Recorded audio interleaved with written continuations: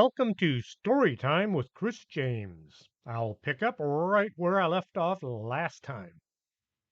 Chapter 7. Who knows what lurks? Pam was on her way to the office after having handed the mystery package over to her dad. Al had opened the all important box. It was sealed with tape showing Christmas scenes, bright red and green tape covered with reindeer and trees. Snowman smiled out at him as he sliced through the adhesive. Opening the top, he pulled a handful of wrapping paper from the interior.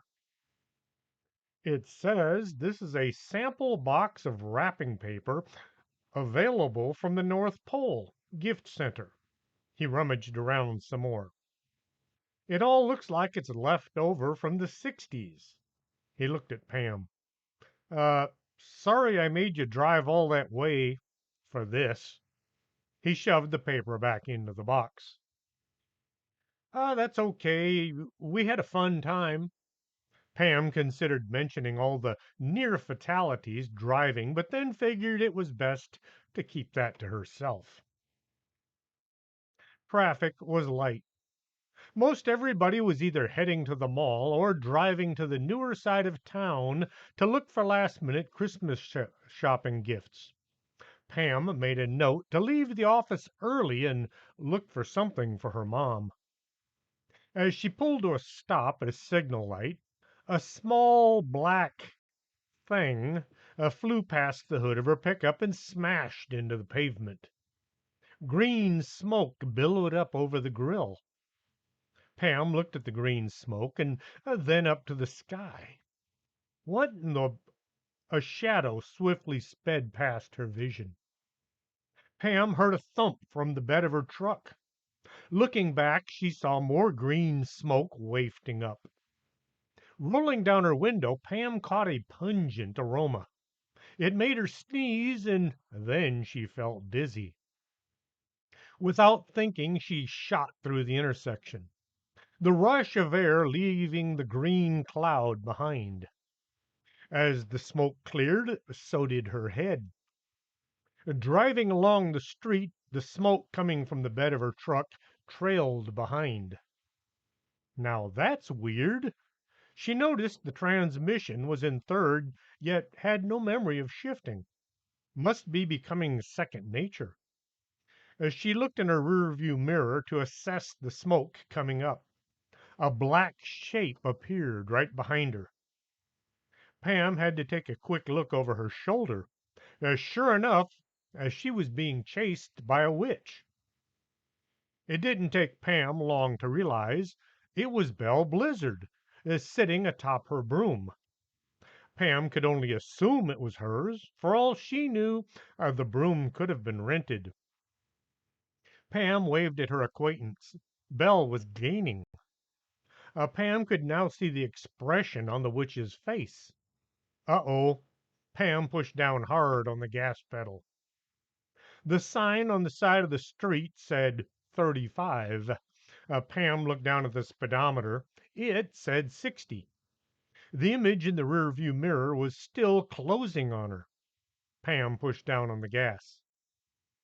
Flying along the street, Pam just caught sight of the police car as she cleared the intersection. Oh, please don't! The lights came on and the patrol car began to follow.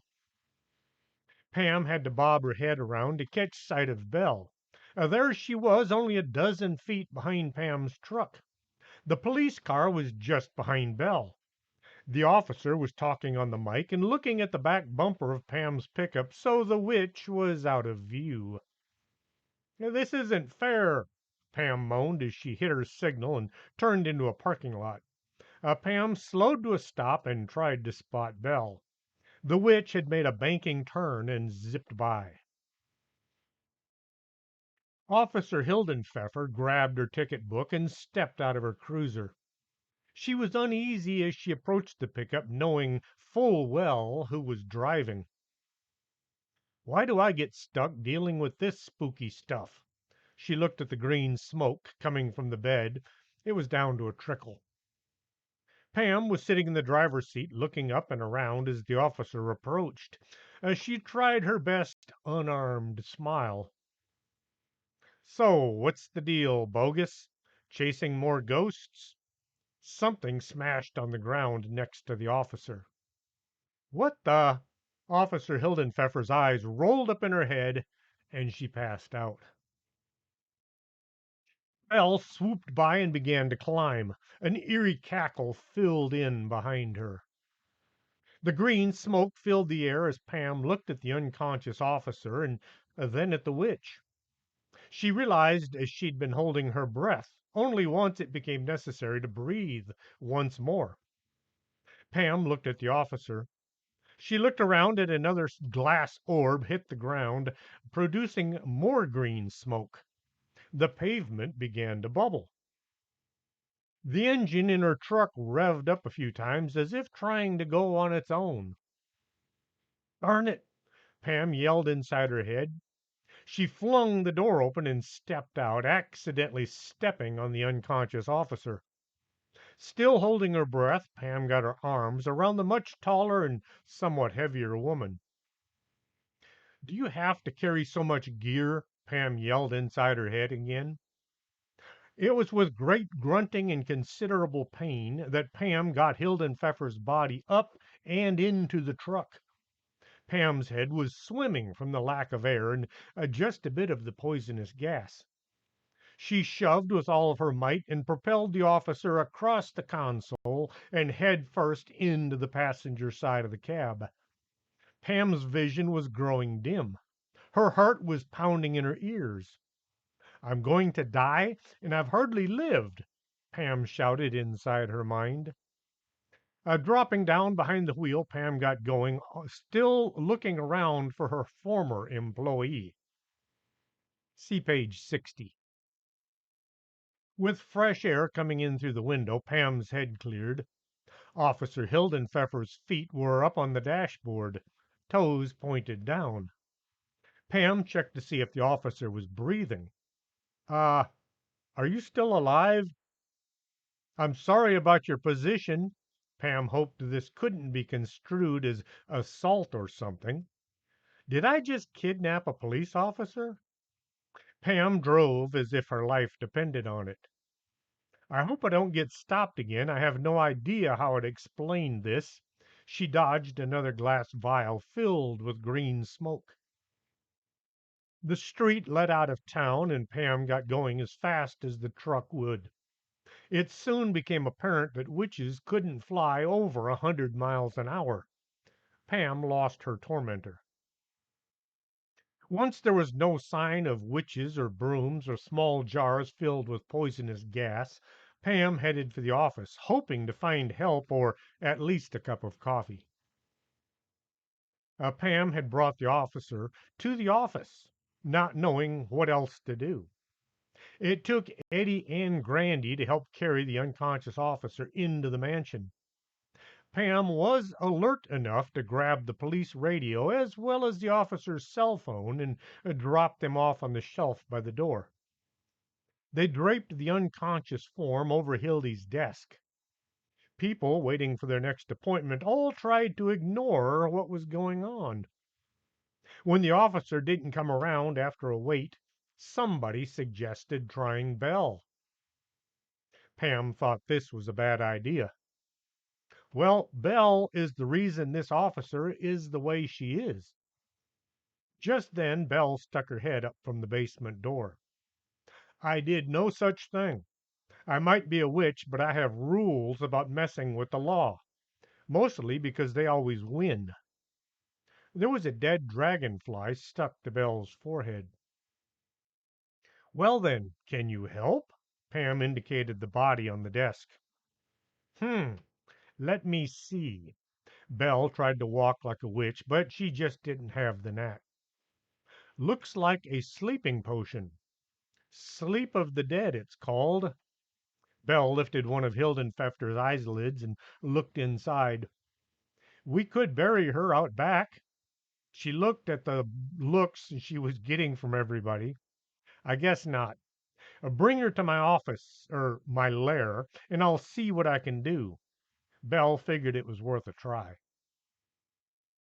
Eddie and Grandy hefted the officer and carried her into the subterranean office complex. As they went, they were both glad the new stairs were not as steep or as narrow as the old ones had been. They managed to get the sleeping officer into Belle's lair, as she liked to call it, placing her in a lawn chair. Belle had some eclectic tastes in furniture.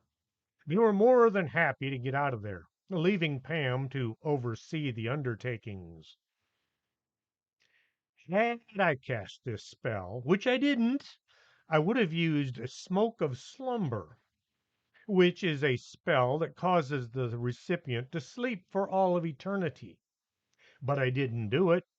Belle just kind of tried to look innocent of the crime as she didn't think she was committed. Can you reverse it? Pam looked at the sleeping officer and hoped she wasn't going to blame herself for this mess. Maybe. Let's see. Belle began pulling jars and urns from the shelf. The shelf would have looked at home in a fancy accoutrements store, but not in a witch's lair. The wood was bright and clean. Belle was trying to get some spiders to cover things with webs, but so far, no luck. Grandy had built the shelves using Scandia from the container store. Belle dumped some of this and a bit of that into a mixing bowl. She then added a pinch of something and got busy integrating all of the parts. What I really need is a handful of fairy tales. Pam thought about that. You mean fairy tales? No, tails. They're harder than hen's teeth to come by, though. Belle kept mixing. Belle shoved the goblet into the unresponsive officer's mouth and tilted its contents in. The smell was less than desirable. Nancy made a choking sound. Belle grabbed a handful of what looked like leaves and shoved them in next. Belle looked at the leaves and then the goblet. Oops, the leaves were supposed to go first. She poked one finger in and tried to get the leaves down, and then she poured more of the noxious drink in to help send the mess to the stomach. Officer Hildenpfeffer sat up and made a gagging sound. Belle jumped back. Maybe we should have taken her gun away first. She stepped around behind Pam. Pam watched as the unconscious officer became the mostly conscious officer. Uh, er, how do you feel? Nancy had to force herself not to puke. Oh man, what was that? She looked around. Where am I? She focused on Pam. Oh no, don't tell me this is some of that paranormal stuff. Nancy closed her eyes, hoping to make it all go away. Belle felt quite pleased with herself, having reversed the spell cast by some unknown other witch. She had just a tiny niggling suspicion that there was no other witch. Pam was glad the officer was on her way to recovery, but now what? Uh, Coffee? You look like you could use some. Nancy tried to sit up. Her head was spinning. I feel like somebody shoved a badger down my throat. She coughed and expelled some leaves. She tried to stand up, but the room spun around, causing her to sit back down. Pam grabbed one arm and helped get Nancy on her feet.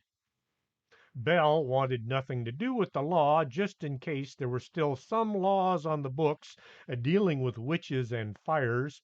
But she also wanted to get this woman out of her place in case somebody with a fat wallet came by.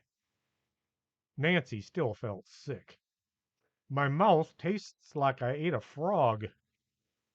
Belle gave her signature cackle. You did no such thing. You drank it. Boiled frog with a pinch of dog hair for fiber. Nancy had to fight to keep her stomach contents from coming back up.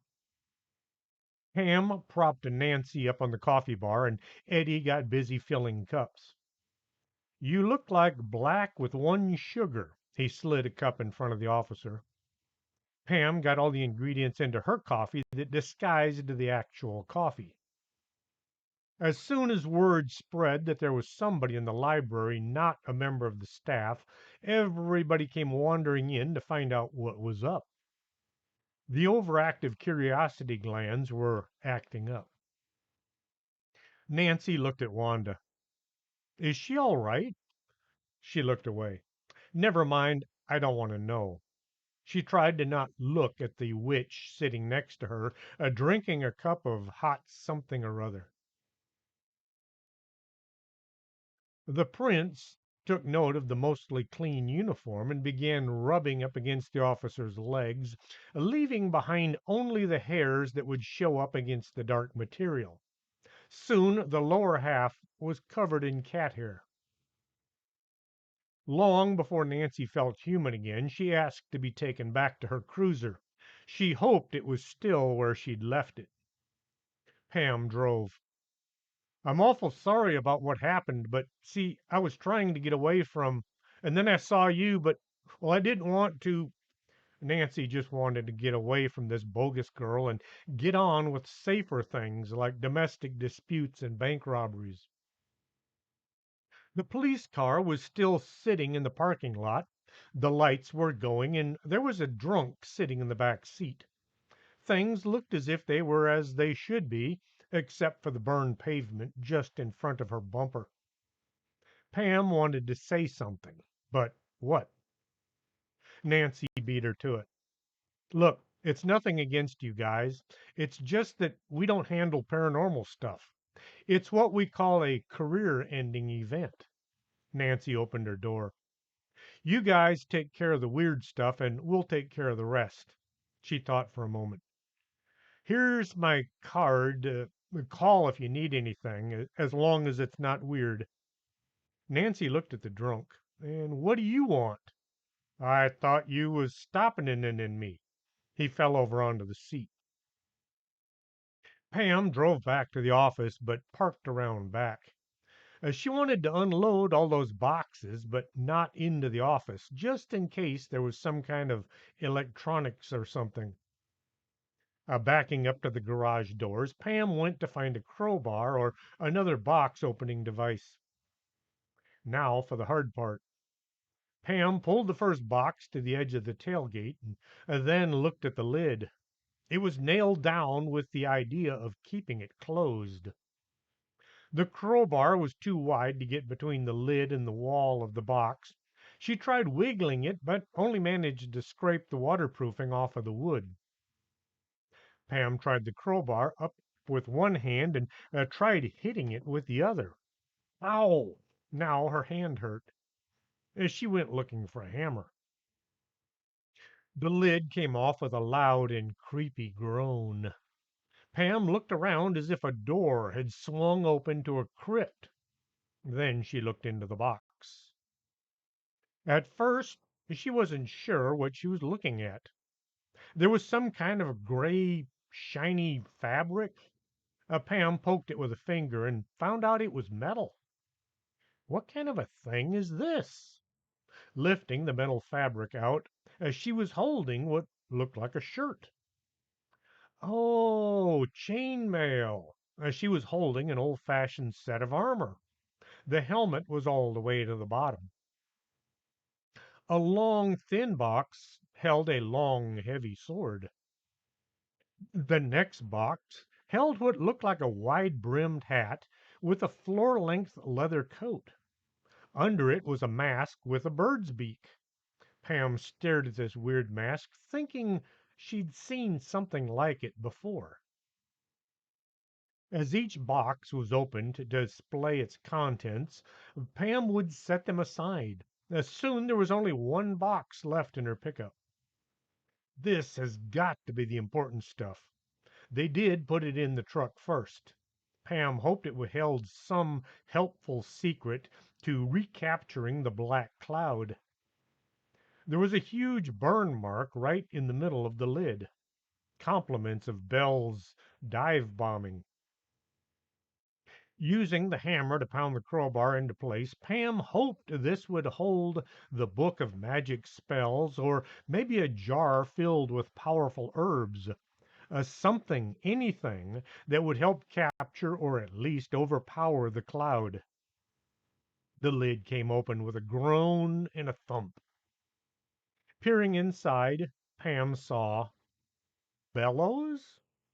An old leather and wooden set of bellows used for stoking a fire.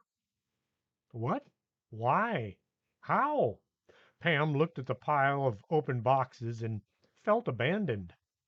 It looks like I'll just have to wing it. As Pam stood there lost in thought, Hildy came from the mansion. There's some guy here wants to talk to you. Hildy turned and headed back inside. Oh, okay, thanks, Pam yelled at the receding back of the receptionist.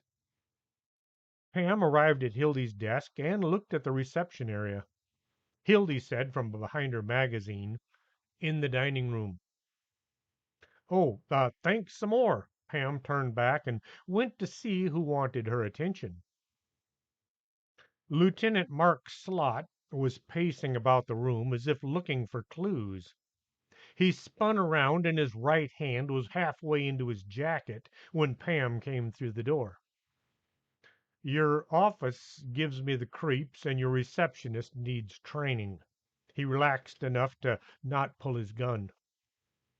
Lieutenant, I hope this isn't anything to do with Officer Hildenpfeffer. Pam tried to relax. No? Should I ask? Never mind, I probably don't want to know. The detective began pacing again. No, I'm here to find out if you've made any progress on that case I handed off to you. He stopped to look at a portrait hanging on the wall. He looked at Pam and then back at the painting. That is my great, great, great, great, maybe great grandmother. She looks just like you. That's creepy. He began to pace again. Pam was shocked that she wasn't shocked by the statement. She was beginning to understand his way of speaking. I believe we know what we're dealing with. Now I just have to corner it and figure out how to capture the thing.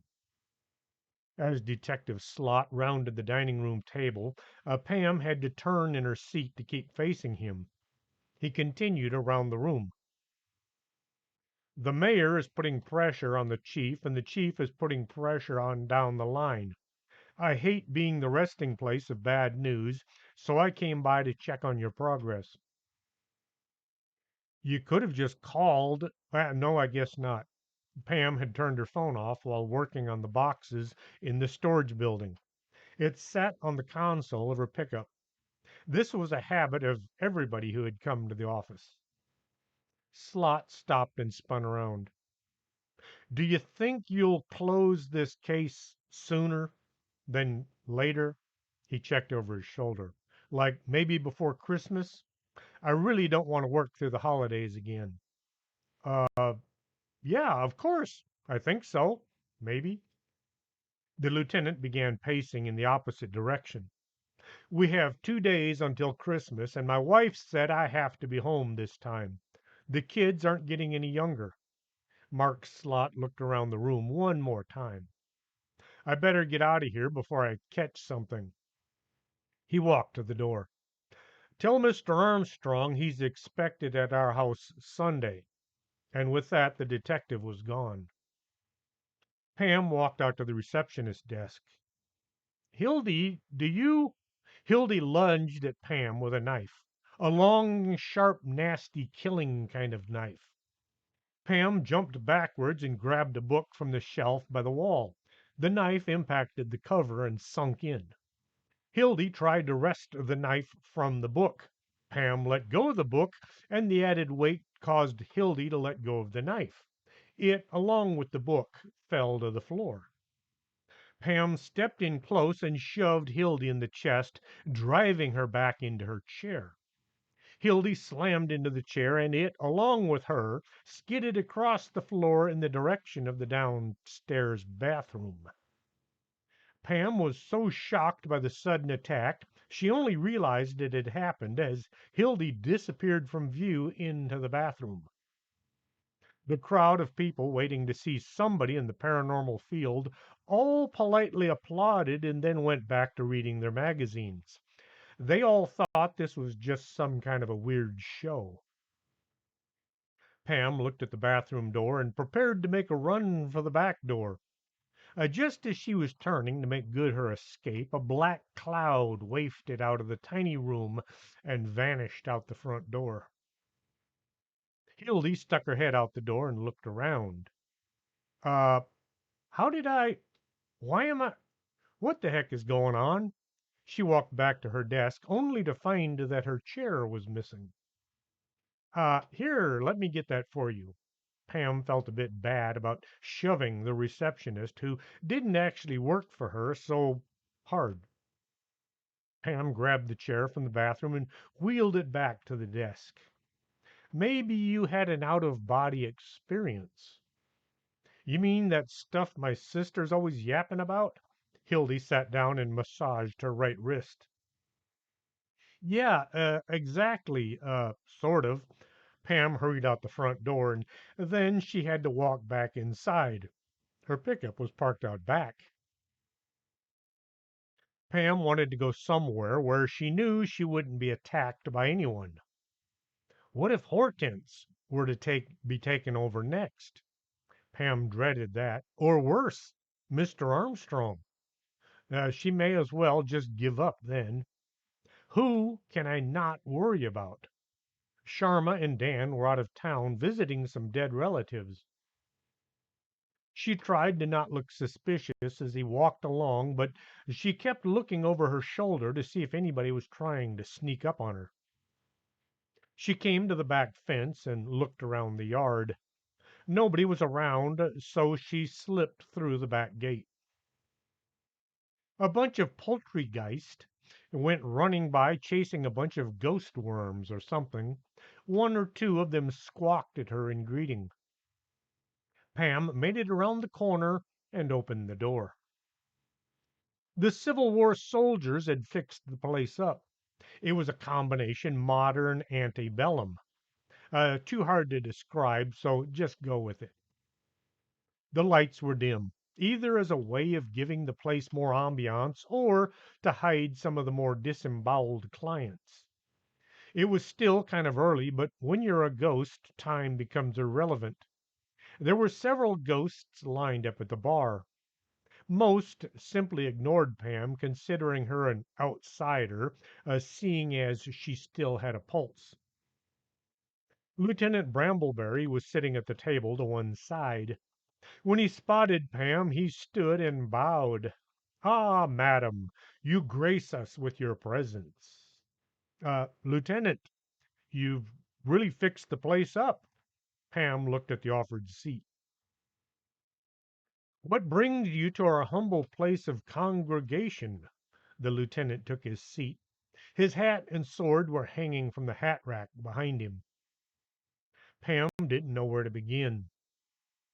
See, there's this evil black cloud that is taking over people and using them for its nastiness.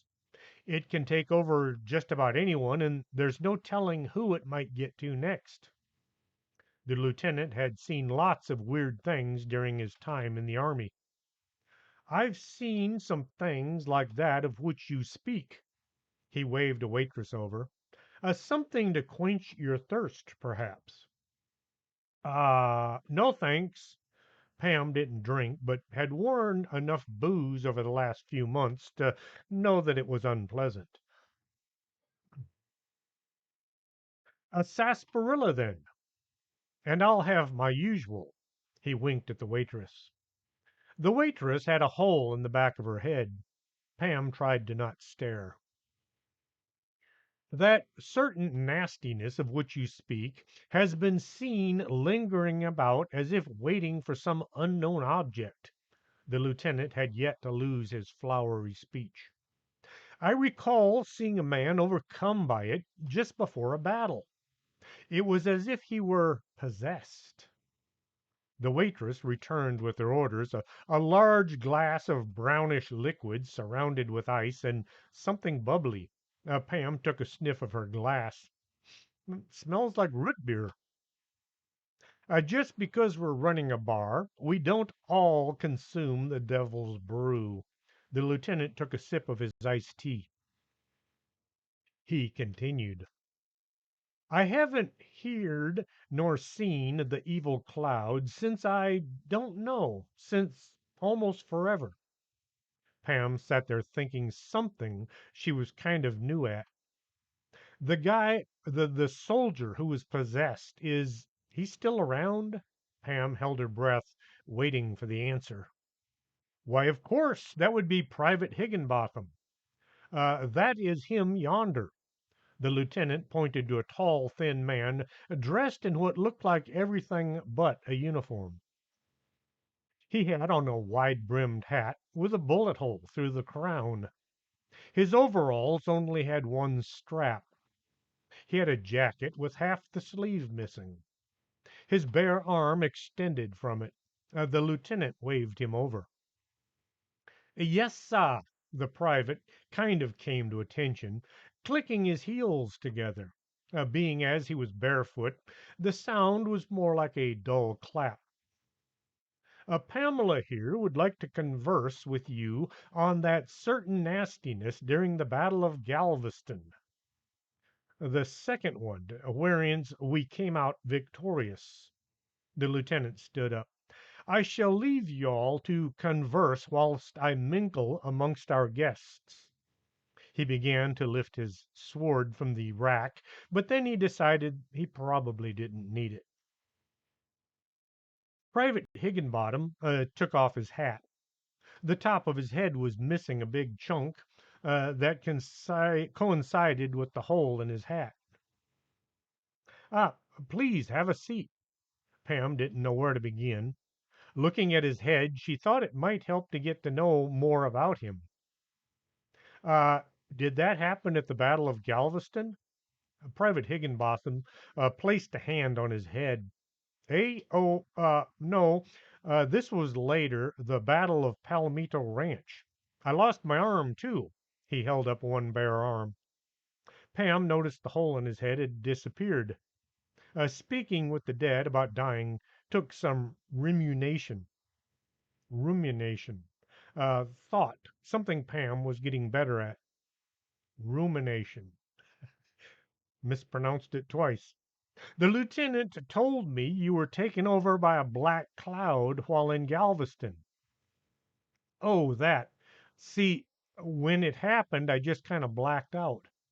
One second, I'm hunkered down behind a cotton bale, too scared to breathe. The next thing I know, I'm standing on the USS Harriet Lane, waving the stars and bars and being cheered by the boys. He looked as proud of himself as he could with a worried look on his face. You have no memory of anything that happened? Not a sausage. Pam got to thinking. She made thinking hard expressions. Then a thought popped into her head, and she immediately tried to chase it off. No, that can't be right. Private Higginbotham tried not to look worried by her facial expressions. Pam looked at the private. We have a witch who might be able to help. She works out of the basement. If you think it might help with the problem you're working on, I'll give it a try. What's the worst that can happen? She kills me? He laughed at his joke, but he still looked worried. Maybe, just maybe, she might be able to help you remember what all happened that day. Pam saw the look of consternation on the private's face. When you blacked out. Oh, I was worried you were talking about the day I got killed. He began to smile a bit. Pam led Private Higginbotham down into the basement. She stopped to wave to Mr. Armstrong, nearly trying to introduce him to the private before remembering he was a ghost. Then it was time to see Belle. The old oak door was closed, so Pam knocked on it, trying to avoid any splinters. Belle looked out through the gap. Yes? Oh, it's you. I had nothing to do with whatever it is you think I did. I know. You were taken over by an unknown being that took possession of this soldier as well, and now I want you to give him some kind of a memory potion. As the words left her lips, Pam realized that Belle could not see the private. Naturally, Belle looked at the empty spot next to Pam and then back at her. He's a ghost. Pam pointed to the ghost as if this might help the witch see him. Belle just looked at Pam. You want me to give you a head clearing potion. Pam decided to use her I'm the boss persona. Private, come with me. Belle, whip up a memory potion. I want him to remember something that happened back in 1863. Belle was still skeptical. You want a real memory or a planted memory? Real. I want him to remember exactly what happened when he was taken over by an evil thing. Pam ushered the Civil War soldier over to the lawn chair and had him sit. How long do you think this'll take? Oh, well, 1863 ain't exactly last week. Belle began to pull jars and tin cans down from the shelves behind her. For such a long time ago, it'll take 10 minutes. Pam noticed a Christmas tree in the corner. Instead of bright tinsel and round balls, there were little witches on brooms and spiders. All of the lights were on for the holidays. Belle began pouring things into a huge black pot suspended from the ceiling beam. The fire under it flared up as if in anticipation of the work ahead. Don't you ever clean that pot out? Pam noticed there was already quite a lot of liquid in there already. Do I look like the maid? I make potions, I don't clean. Belle did her signature cackle. As she worked, a yellowish haze began to form in the surface of the liquid. Belle scooped a tin cup full of brown liquid and turned to Pam. Here's the Remember When potion. I guess you'll have to administer it yourself. Pam took the cup and handed it to Higginbotham. Here, drink up. It should bring your memory back. I hope. Without hesitation, the private gulped it down. Wowzer, that has a kick to it. His body twitched a bit. Pam pulled a bucket over and sat on it. See if you can remember back to that day in Galveston. The Confederate troops were all lined up along the sides of the steamship CS Bio City as it steamed towards the Union ships. It was an obvious it was as obvious as the light of day. They were outnumbered 6-2, or 3-1. The CS Neptune was their only ally. In an effort to make the riverboat into a warship, the troops had piled cotton bales high all along the gunwales of their boat. From a distance, it looked like a floating cotton mound. The Union ships were spread out along the harbor, ready to defend the harbor one Union outpost. Their ships were a mix of paddle steamers and cutters. Lieutenant Brambleberry was pacing back and forth, trying to get his men ready to fight. Let's keep an eye out for those Union boys. Don't go shooting at the seagulls. Check your powder and be sure it's dry. This was not his idea of how to do battle. The lieutenant was an infantry officer. His boys were not in the Navy, but orders were orders. Well, at least they didn't have to march into battle. Be at the ready. We're almost upon them. The lieutenant looked down at a young boy huddled by his feet. Perk up there, soldier. This will all be over before you know what happened. The soldier looked green, and not just as being a new recruit. His face was green. He was shaking so bad that the gunpowder was about to fall out of his barrel. The bullet was already laying on his feet. The lieutenant tried his best to do right by the men under him. "What's your name, son?" "Ralph." Well, that's not his name. That was the sound he made as he was violently ill. "That's okay, then. You don't want anything in your stomach before going into battle." The lieutenant had no idea that this was actually true. During the siege of Stalingrad, 79 years later, the German doctors trying to keep his troops alive found that this was true. The Union troops began firing everything they had at the two approaching Confederate ships. Cannon balls and musket balls found their targets, slamming into the side of the ship. Ah, but all that cotton was unimpressed. The balls would hit the cotton and sink in, only to lose all of their momentum and slow down before doing any harm. About the only effect was to make the two Confederate ships weigh more. Lieutenant Brambleberry was now running back and forth, trying to keep his men ready for battle and still alive at the same time. "Keep your heads down. Shoot only if you have a substantial target." He turned and stopped in his tracks. At first the lieutenant thought the ship might be on fire. There was a black smoke all along the rear deck. But then the smoke seemed to move forward. Smoke shouldn't behave like that. What in the name of General Lee is that? The black cloud whisked by him and vanished into the young soldier hiding near the gunwale. The lieutenant had no idea what a gunwale was. To him, it was just the side of the boat. But it was called a gunwale by those men in the Navy. A musket ball whizzed past the lieutenant's head, causing him to flinch.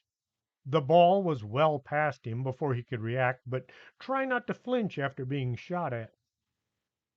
As the lieutenant was shaking off the near miss, the young soldier at the rail stood up and screamed.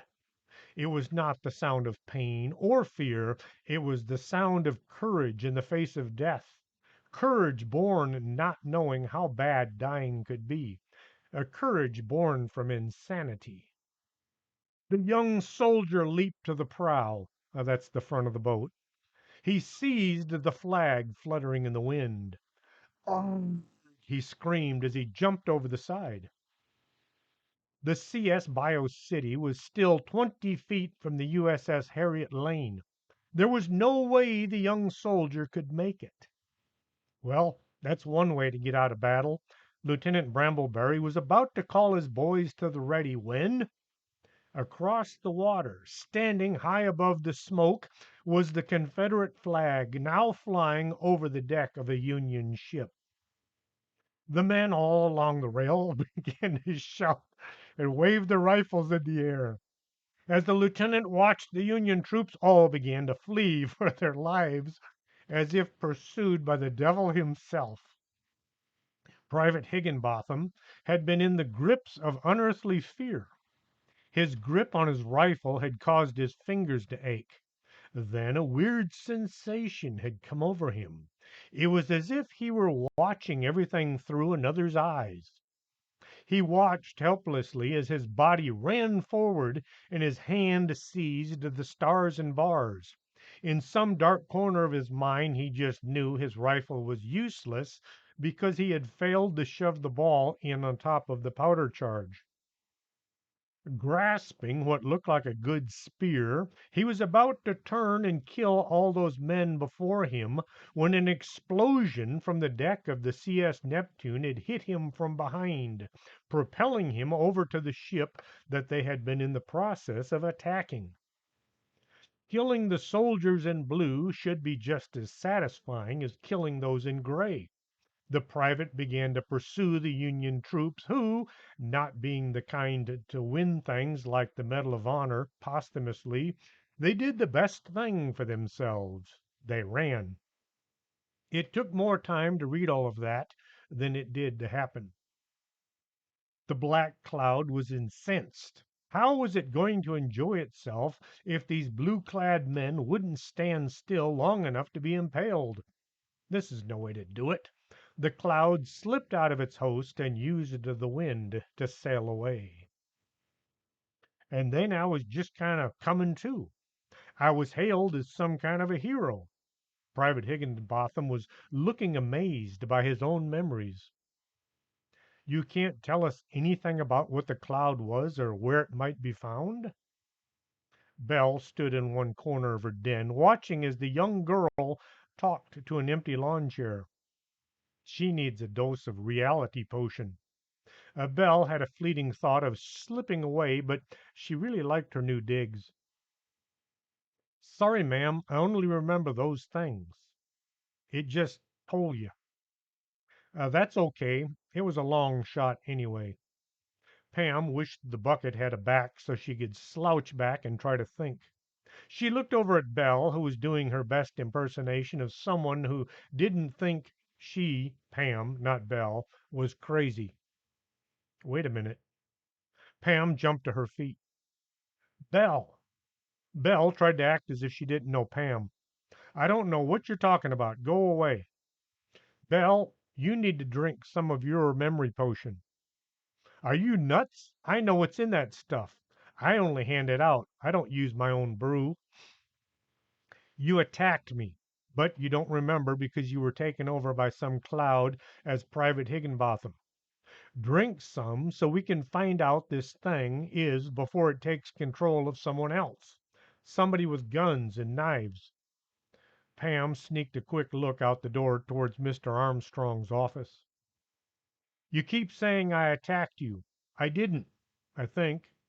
Belle still had a sneaking suspicion she might have tried something bad. Pam reached up and plucked the dead dragonfly from Belle's forehead. She showed the dead bug to Belle. Where do you think this came from? Belle looked at the bug and then opened her mouth, but nothing came out. Just maybe. She picked up the old dented tin cup, scooped up a healthy swig. This smells like old socks. She held her nose and poured the liquid down her throat. Wow, it tastes far worse than it smells. Her green tinge turned much darker. You know what? I did try to knock you out. Funny thing, I don't know how to fly a broom. Pam nearly ran to the witch. Think, can you tell us where it hangs out? Yes, yes, it has to sleep. That black cloud is more like a cat than a dog. It sleeps like 22 hours a day. Wow, wish I could sleep like that. Belle swayed a bit. Can you track it down? Pam hoped she would say yes. No. Belle looked around her sanctum. Maybe. Pam was getting a lot of practice thinking here lately. Come on, let's go see if we can track it down. She gave Belle's sleeve just a bit of a tug. This is nuts. How are you going to trap it or kill it or whatever it is you plan to do? Belle looked at the sleeve in Pam's hand and considered resisting. No idea, but then when when I went up against the frost demon, I hadn't a clue either. Pam hoped her luck was still active. If I get killed, do you think I might come back as a ghost? Belle grabbed a few jars from the shelf and stored them away in some secret pouches under her cloak. There's a thought, a ghost witch. Ma'am, are y'all through with me? I really don't much care for spooky things. Private Higginbotham was inching towards the door. Yes, thank you. Tell the lieutenant I'm grateful for your help. The last few words were said at the closing door. The private was already running up the stairs. Let's go before I talk myself out of this. Pam headed out to her pickup. As Pam was getting into her truck, Belle stopped to look at the open boxes all stacked by the tailgate. You have a plague suit? She held up the bird-beaked mask. Is that what that was? Pam now knew why it had looked familiar. She'd seen one on TV. Might come in handy. Belle grabbed the floor-length coat and the wide-brimmed hat as well. Pam stopped to grab the chainmail shirt, but hesitated to take the helmet. Bring it. You never know what might be needed. Pam pushed the wooden box back into the bed of her pickup. Pam drove while Belle just kind of pointed. Turn here, I think. And then, no, wait, turn there. Belle sat back with her eyes closed and tried to feel the location of the black cloud. She had the plague mask clutched in her hands. Pam did her best to follow the erratic directions. It's close, I think. Either that or I'm sensing the location of a jinn. Belle wet one finger and held it in the air. Uh, that away. She pointed to her right. Pam made the corner and looked ahead. We're heading straight for City Hall. What better place for a lazy, evil entity to hang out? Belle opened her eyes and took in the scene. City Hall was decked out in the politically correct season's greetings. There were pine trees and snowmen, but nowhere did anything say Merry Christmas. Instead of a manger scene, there was a guy holding a cardboard sign asking for money. The only parking spot had a sign that said law enforcement only. Park there, Belle pointed at the sign. I really don't want to get up. The sign was gone. In its place was a sign saying visiting investigators. Well, okay. Pam pulled in and parked. They walked to the front door and found a line waiting to get in. Each person had to unload their pockets and then walk through a metal detector. This is going to be weird. Pam had pulled the chainmail shirt on, and Belle was wearing the plague suit. She looked like a tall, well dressed bird, the hem of the coat drug along the ground around her feet. As they drew close to the front of the line, all the deputies working security began watching the pair. The head of security looked from Pam to Belle. You, no masks allowed. You'll have to take it. Belle pulled the bird mask off. Never mind. He looked at Pam, holding the helmet under one arm. Say, aren't you that bogus kid? I've heard things. He quickly looked at his watch. Oh, look at the time. It's my tea break. Yeah, gotta go. See ya.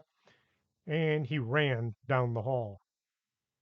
The other deputies all tried to act as if they didn't hear the alarm bell going off as Pam and then Belle stepped through the metal detectors. As Pam was about to head for the elevator, one of the deputies said, Please try to leave some of the building intact. I really need this job. We'll do our best. The pair took the elevator to the top floor. As the elevator went up, stopping at each floor, Belle would stand in the doorway and feel for the black cloud. Nope, not this one. A few people waiting for the elevator always looked at the witch and decided it was best to use the stairs. Pam looked at the indicator lights. I hope we find it soon. We're running out of floors. The light under 5 went out. The elevator went up one more floor and stopped. The doors opened onto the 6th floor. Belle stepped out and took a deep breath. It's here. She pointed one finger down the hall. Pam was at a loss as to their next course of action. She drew the sword and held in what she hoped was the ready position. All those gladiator movies had best be accurate. She stepped out from the elevator and followed Belle. Belle kind of drifted along the corridor, weaving from one side to the other. She had her eyes closed once more and was going by feel. As she was passing a door, she stopped. There's there's something there's something nasty in here. She indicated the door without making a move to open it. I hear drippage. This last just a whisper. Pam sidled over and stood next to the plague-garbed witch. Sidling was just about the only way to move in a full set of armor, designed for somebody quite a few inches taller than her. They stood side by side, not moving. Pam finally whispered, What do you think? Open it or run? Belle looked at Pam from the corner of her eye. I don't think I can run in this coat, and I know you can't run in that armor. They stood there sharing a moment, then another, neither wanting to be responsible for the disaster they both knew waited on the other side of that door. Pam came up with a plan. We've been over this before, but it needs saying. Most, if not all, of her plans were just shy of irresponsible or foolhardy or both.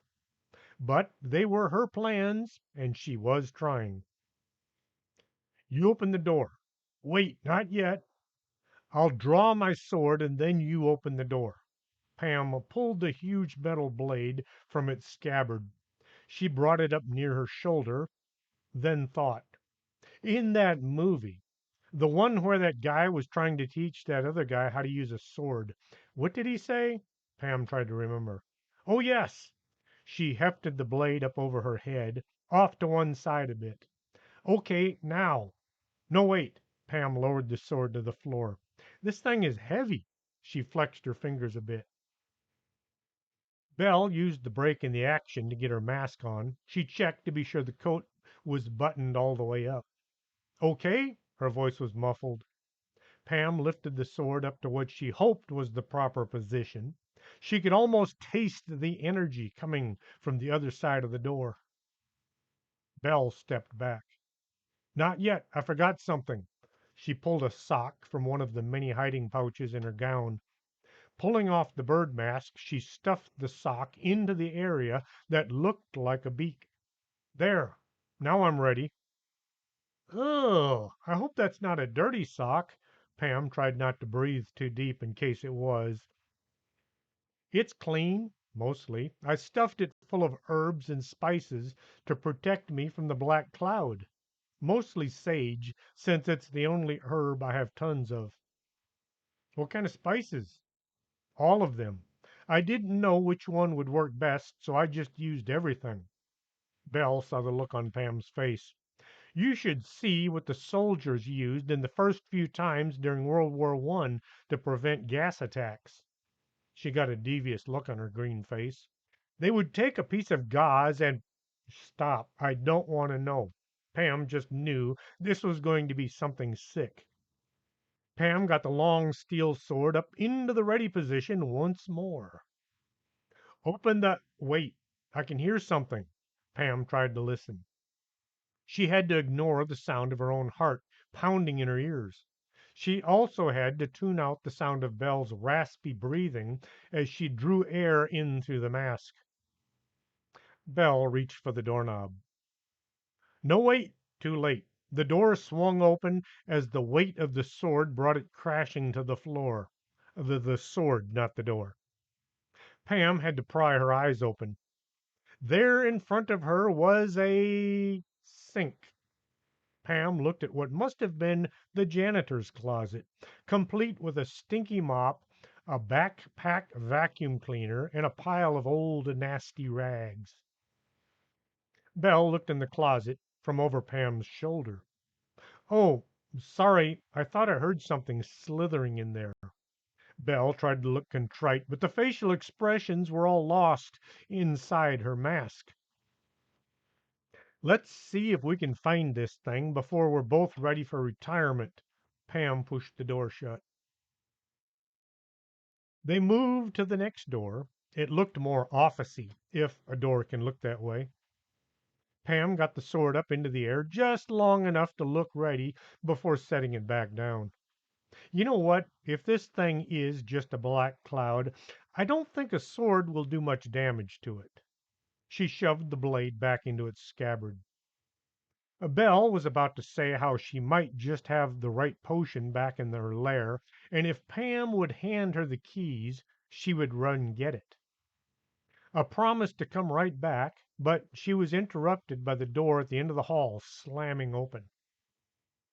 The mayor stood there, looking as if he was pleased to see the two standing there and was now going to enjoy killing them.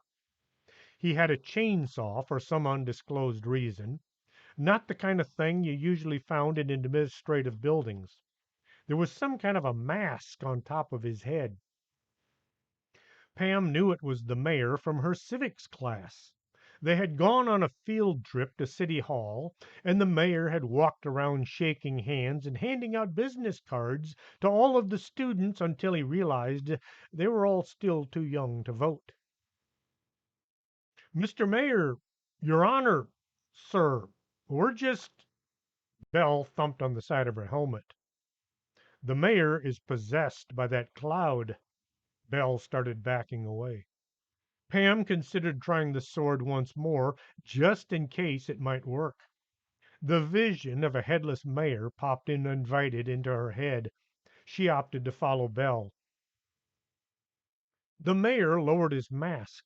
It was a hockey mask. As a young man, he'd always wanted to do this.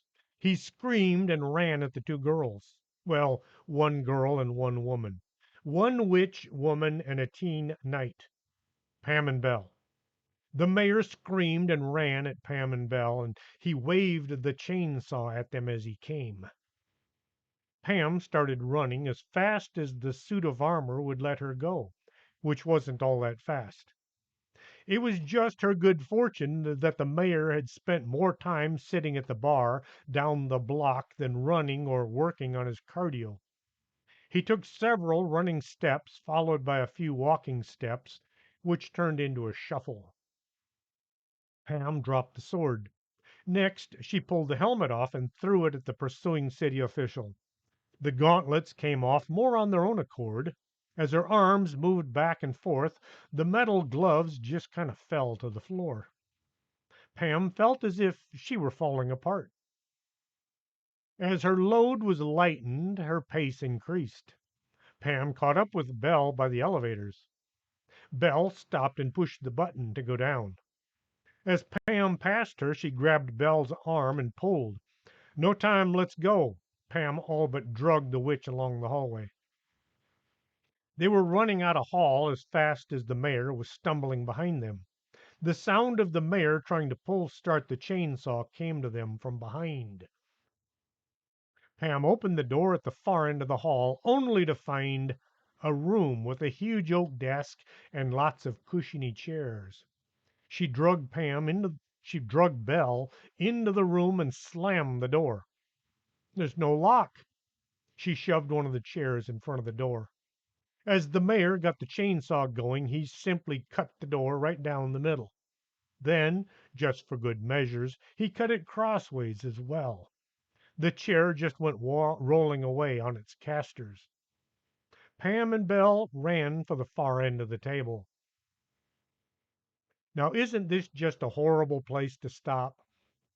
I will continue reading from the Christmas Horror Show sometime next week, if you can survive waiting that long. If not, you can always buy a copy of the book and read it. Until next week for story time, this is Chris James. I hope you're enjoying the story.